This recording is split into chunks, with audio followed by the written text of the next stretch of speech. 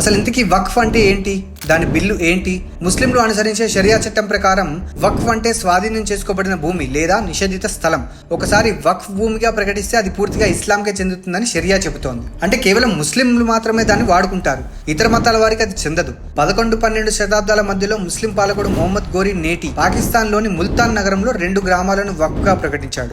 వాటిని జమా మసీదుకు దానంగా ఇచ్చాడు. అదిగో అప్పుడు మొదలైంది వక్ఫ్ భూముల వ్యవహారం. నేటికి అది కొనసాగుతోంది. స్వాతంత్రానికి పూర్వం బ్రిటిష్ వారు ఈ వక్ఫ్ తీర్పును సమీక్షించారు. ఇష్టారాజ్యంగా భూముల్ని ఆక్రమిస్తోందంటూ వక్ఫ్ బోర్డుపై లండన్ కోర్టులో విచారణ జరిగింది. వక్ఫ్ తీరు చాలా ఘోరంగా ఉందని, అది చెల్లదని కోర్టు స్పష్టం చేసింది. అయితే భారత్లో ముస్లింల ఒత్తిడికి బ్రిటిష్ సర్కారు తలంచింది. లండన్ కోర్టు తీర్పును పట్టించుకోకుండా 1913లో ముసల్మాన్ వక్ఫ్ వ్యాలిడిటీ చట్టాన్ని తీసుకొచ్చింది. స్వాతంత్రం తర్వాత కాంగ్రెస్ సర్కారు మైనారిటీ ఓట్ల కోసం ఆ చట్టానికి సవరణలు చేస్తూ దాన్ని మరింత బలంగా మార్చింది. ఆ చట్టాల దన్ను చూసుకుని యథేచ్ఛగా భూముల్ని స్వాధీనం చేసుకున్న వక్ఫ్ బోర్డు దేశంలోనే 3వ అతిపెద్ద భూ యజమానిగా అవతరించింది. తొలి 2 స్థానాల్లో రక్షణ శాఖ, రైల్వే శాఖ ఉన్నాయి. ఆ 2 ప్రభుత్వానివే కాగా వక్ఫ్ పై మాత్రం సర్కారుకు ఏమాత్రం అధికారం లేదు.